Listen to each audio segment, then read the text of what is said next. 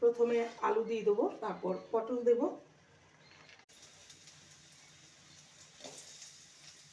আলুটাকে 2 মিনিট ভেজে নিয়েছি, দেখতেই পাচ্ছেন লাল হয়ে গেছে। এবার পটলগুলো দিয়ে দেবো। পটলটাকেও মিনিট 2 ভেজে নিলেই এটা ভাজা হয়ে যাবে।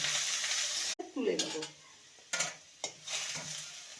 কড়াইতে দিয়ে দেবো সর্ষের তেল, 1/2 টিস্পুন গোটা জিরে, একটা তেজপাতাকে 2 টুকরো করে, পেঁয়াজ কুচি।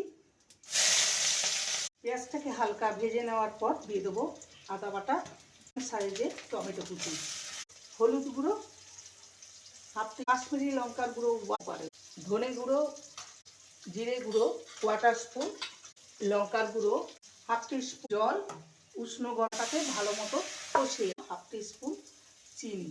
ছানা ইউজ করেছি খেতে। ছানাকে ভালো মতন কষিয়ে নিয়ে আলু আর পটল, উষ্ণ গরম জল, গরম মশলার, পটল আর